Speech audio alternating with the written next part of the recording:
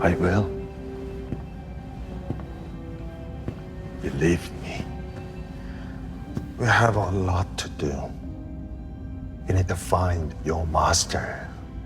We need to save Osha. But first, you and I are going to talk. Sussy Saul? I've had 16 years to think about what I would say to you if I ever got the opportunity. Yeah, it's sus. So you're going to listen. That's kind of aggressive. That is kind of aggressive. But she's not phased. What's going on? It's bubbling. Episode over.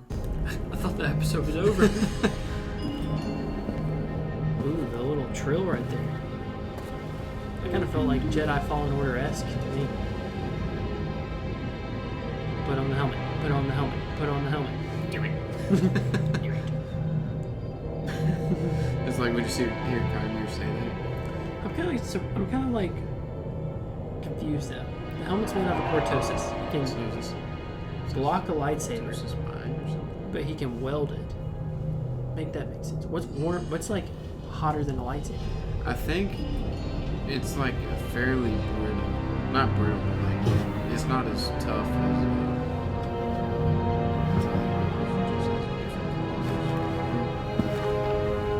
I could be wrong. That would make sense because Jackie hit it off.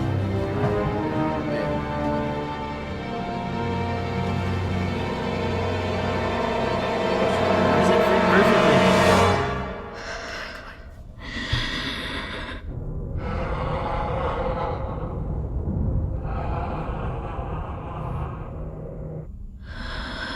Yeah, is he about to pop Yeah, up? no, I'm so scared right now. This is like watching A Quiet Place. Boom, you looking for this? Welcome back to BoomShot. I'm Kale. This is Yes, Colby. sir. Micah is not with us today. Big loss because he's our resident Star Wars expert. So I guess we'll be struggling our way. No, I'm just kidding. We know what we're talking about. Anyway, but he just helps a lot.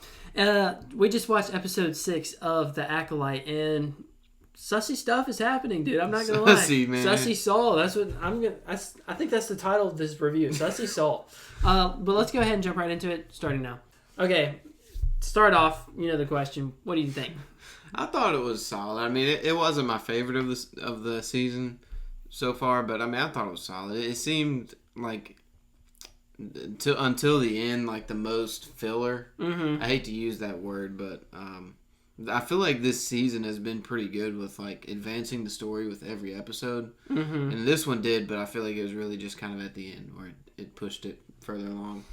Yeah, I mean, I think they were trying to establish like chimeras. I liked the scenes with Kymir and Osho, Mm-hmm. but I feel like the early scenes with Soul and May, and he didn't know it was May. Yeah, those kind of felt useless. Yeah, I felt like those were a little slow-ish, and I guess we still don't know what Basil's going to do. I feel like at this point Basil's going to try to report to the Jedi Council that Soul's being sus. That's what You I get think? the feeling. Yeah, I get the feeling that he's gonna make some calls. Because at first I thought he was just gonna alert to Soul like, "Hey, that's me," but he didn't do that. Like, Well, he was behind Saul whenever he shot the gun, or he shot the stun gun. He was like right behind him. So maybe like as soon as May went up the ladder, he Yeah. told him or something like that. But that feels like a weird thing to say off camera. I don't know. Like that does feel like a weird thing to happen off camera. I feel like Basil wasn't happy when they dipped off of the planet. Mm-hmm. My mind's drawing a blank right now. Kovar? Yeah. Mm-hmm. I feel like he was like not happy that they dipped, because as soon as they dipped, the Vernistra Row got there, so Yeah. I feel like he wanted to stay, but I feel like Saul's running. I mean, he's sus. That's kind of the gist of it. So let's talk about Saul Sus. That was the why title of is our Saul first sus? episode, dude. We may have called it. Yeah. That was the title of our first episode 1 and 2 that me and Micah did. Saul sus, dude. Yeah. He's been sus all along. Which is sad because I really like Saul as a character. But what do you think? I think there's two ways to view this. All right, the one way to view this is Saul sus. All right, that's the obvious way to view this. But I think there's the other way to view this, that he says he's had 16 years to talk to May, or to think about what he's going to say to May. Maybe he's just like really mad about what happened on why did I want to say Beskar. Brendock. Yeah. Hey, man, you got me, I got you. Exactly. Yeah. So he's had 16 years to think about what he wanted to say to May after what happened on Brendock, after she set the place on fire and maybe caused them to have to be a little bit more reaction oriented against the witches as opposed to peace. Like it could be something like that. Yeah, that line in particular threw me off though, because I feel like he thought she was dead initially. So how has he been like waiting 16 years to talk to her? Like maybe he knew she was alive this whole time. There's something. I feel like surely next episode will be a flashback. We've been saying that since like episode 4. There's only 2 left, dude. It's gotta be. Yeah. Something's because we know it happens based off the trailer material. Well, we'll see what happens, because they're going to go try and find Osha and Chimere, which it's looking like Osha is going to flip, and I think May honestly will flip to the light side. I'm kind of having that feeling like it'll be an inverted, like an inverted switch. I can see that, and at this point, we did learn that Chimere used to be a Jedi, if he's telling the truth. Which at this point, I feel like he is. But the sus part about that is not that I don't believe that he's a Jedi. I believe he was, but he said he's been a Jedi for a long, long time. Yeah, I thought the same thing, that it was odd he said that if he's like prolonging his life. I mean, I guess that would kind of go along with Darth Plagueis trying to do the same thing, but I feel like they hadn't really perfected it at that point. Yeah, well, I think it goes like it was just weird because they emphasized it. It was like, he was like, I've been a Jedi for a long time, and she was like, how long? He was like, a long, or she was like, I don't remember you, and he was like, a long, long time, meaning like well before you were even there. Well, if that's the case, then either he's aged really well for a solid 30 years old, or he's been prolonging his life, and that would explain like maybe he and Saul were like students together.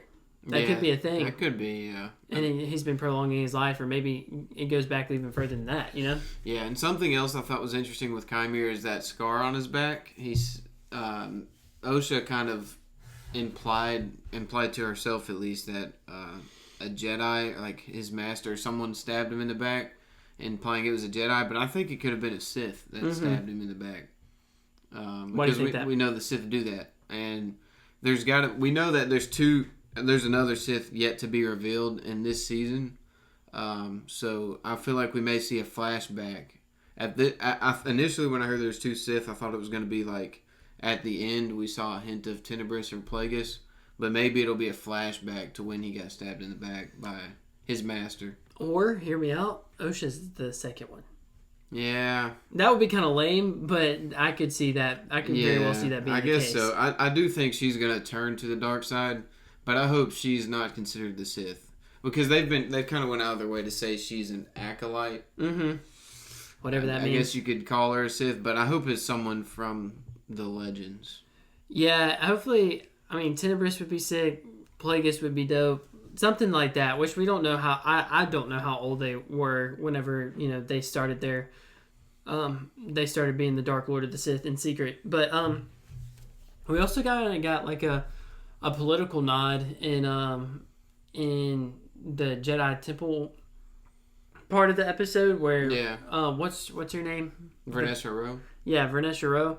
She was talking about like a senator who is like super strong like personality and stuff like that, which to me kind of like mirrors what Palpatine would be just over 100 years later, however long before this takes place, before Revenge of the Sith. But still, like that was pretty interesting. But like all things considered, I would say this episode was good. I agree with you that it wasn't like a lot of the scenes felt, especially with Saul and May, you could definitely feel like they felt kind of like drawn out, or like maybe not as important until you got to the end. Yeah, I felt like they just wanted, like you said, they just wanted to keep us posted with what was going on with them throughout the Chimere scenes, so that when we got to the end and Saul found out, that it wasn't like where they've been this whole time. But it did feel a little filler to me, cutting back to them. I was more in the early part. I was more interested in Chimera and Osha, but at the end, I was interested in both storylines because I feel like they'll come out ahead in episode 8. I think episode 7 will be full flashback. Yeah, we keep on saying that. I don't know that I'm convinced, man. I gotta believe. Yeah, I feel like if anything, it's probably going to be an extended monologue where like Saul's recounting the events of Brendock, and we get to see like flashback bits, but I don't think it'll be fully flashback. Yeah, I think because we know there's an episode as well. It's got to be the next one where, I guess it could be episode 8, but I feel like it'll be episode 7 where the structure of it will be it's being told from different points of view, and we don't know which one is true and what to believe. So we know there's an episode like that in this season. I feel like it's got to be episode 7 because that would be a weird way to have a finale. Yeah, it would be unless the episode was extremely long and you could like kind of spend the first 20 minutes doing that and then the last 20 minutes picks up. I don't know. But I think if we have multiple accounts of that night, that could go into your theory that Chimera is older than we think. Maybe he had something to do with it, and he's telling Osha what happened, and Saul is telling May what happened from their points of view, respectively. Mm-hmm. I don't know. I do feel like Chimera. I feel like Chimera has to be older than he says. Just by the way that it's one thing to be like I was a Jedi for a while ago, like that's one thing, but to emphasize it twice, like that's another thing. So I feel like he's got to be extending his life by the Force somehow. Yeah. And Saul didn't recognize him, and presumably none of the other ones did either, except for Yord. But Yord did see him in episode 2, so that's probably why he was like you. Mm-hmm. So I don't think Yord knew him as a Jedi. Or maybe like the veil was lifted, I guess, in a sense where he did figure out that was who. I don't know. There's definitely something that we have to figure out with Chimera and his timeline and everything like that. Yeah, and then also the little thing from last episode about the Kylo Ren music playing. Yeah. So it could be a Ren or a Knight of Ren if he could live until the sequels, but I think he's just the Ren of this era. Mm-hmm. Probably, and then we'll have to figure out who the big bad is. Yeah, because Kylo, I don't think he's an actual Knight of Ren that we see in the sequels, because Kylo just cooks all of them kind of at the end there, and I feel like Chimera would put up a pretty good fight, if not almost beat Kylo. Oh no, he would absolutely cook Kylo. Yeah, so he can't be a Knight of Ren, and that I feel like he's just a Ren, like a predecessor to Kylo. Yeah, in that slot. That is I was trying to think of like... Which would be interesting. I would like that for him because then it wouldn't be like he was within the role of 2. He would kind of be his own thing, like a predecessor making his own way that leads to Kylo. That would be actually kind of sick, I feel like. Yeah, that'd be a nice little tie-in. Yeah, it would give a background to like the Wrens. I just don't know what the timeline is for the show pre-Phantom Menace. Is it like 70 years before Phantom Menace? I think it's 100. 100 years before Phantom Menace? Dang, Kiera-Mundi was old. Yeah, I think they did make him a little older than initially was canon. So, but I think they made him about 30 years older. Or pushed his birth back. And we haven't seen Yoda yet. I want to see Yoda. That would be... Because at this point, he's, roughly... I think he died around like 930. So he's probably roughly about 800 right now. Yeah, I mean he's still peak Yoda basically. Yeah. Like I think he's the grand, like the Grandmaster of the High Council at this point. Is he? I think I heard that somewhere. He's surely on the High Council. Oh yeah, he would definitely have to be. But it would be cool to see him. Yeah, well, it sounds like, Saul said he was going to face the High Council, and then he decided not. That really stinks because I would love to see that. That scene. would be dope, dude. Yeah, I'm also another thing about Saul. Oh, I was gonna say it, dude. I lost it. I'm thinking about the big bad next season. That's what it is. That would be a good way to end this season, and then kind of give us like they've revealed who the big bad is of this season, and then going into next season, maybe like the Jedi are aware, and that would be so much fun. I think to have like a massive cover up plot because it would just go to show you like even though we already knew the Republic and the Jedi Order was corrupt, like it would go to show you like it didn't start in the last day. Like it started way before that. Yeah. Empires don't crumble, or gigantic republics, whatever, gigantic governments don't crumble overnight. It starts with little things, and that would be really cool to see. I think that would be a really interesting storyline. That would be interesting because, I mean, I guess the first corruption that we really know of, obviously, like within the council or within the Jedi, would be Dooku, I guess. Yeah. But then it would be interesting to see if it was like further back. We had someone within the Jedi or even the High Council that knew what happened and covered it up or something like that. Yeah, it's a massive. I don't know. I always think cover-up plots are really interesting because then you can go back and not like retcon, but like you could go back and make a story about somebody within the, like I think about Jedi Fallen Order, the Cal's, or not Cal's master, it was Seer Junda's master. Her master knew the order was corrupt and knew it was going to fall. Yeah. And so like you can go back and make stories about like the Jedi who figured out about the cover up or something like that. That they had been lying this whole time and that the Sith had been around this whole time and all that stuff. Like that would be really cool where you can go back and kind of make that happen. So yeah, it would be cool to follow like a Jedi or somebody that found out about a cover up. Yeah. And then they tried to reveal it, but they get killed by the end of the show and it never gets out. Exactly. Or like even the council, like again, to add like insult to injury, the council's the one who has him killed. Maybe that's like a Sifo Dyas type thing where he figured out something like that. You know, 'cause he was the one who made the cooling armor. But like you could go back and make like really interesting stories like that. Oh, for sure. I think that would be so much fun. So that would be. But this show, I mean, like I think it's gotten a lot of hate. I think it's pretty good. I think so too. I'm gonna press the buzzer on that one.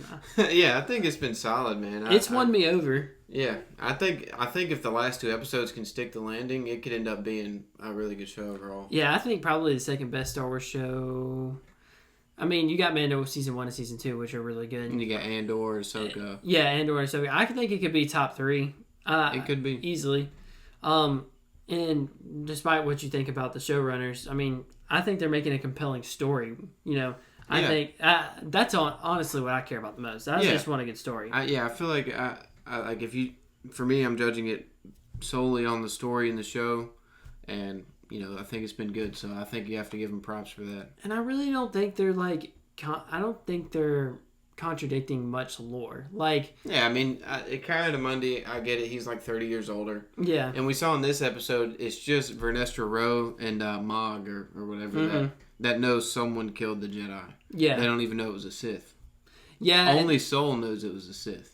Yeah, exactly. And then, that would make sense. So, and even if they do figure out it was a Sith, like that plays back into the cover-up storyline. Yeah. So there are ways around it where you can still keep the lore intact, but also you're adding lore to lore. Like, and I think that's probably the best way to do it because it gives you room to tell more stories in the Clone Wars. It gives you room to tell stories like even in the Age of the Empire, where you could find like another Jedi like survivor who's going back and searching the temples and figure out you can have stories like that, which the Hollow Library was purged, I'm pretty sure. But regardless, I think there's a lot of room to expand but also tell a really focused story. So hopefully it does stick the landing. That's what I'm hoping. Yeah, I'm pretty excited for episode 7 and episode 8. Hopefully, I'm calling it now. Flashback. At least half the episode will be a flashback. Something like that has to happen. I feel like we'd be cheated if we didn't get that at this point. Yeah. But let us know what you guys think. Did you like this episode? Are you liking the show so far? And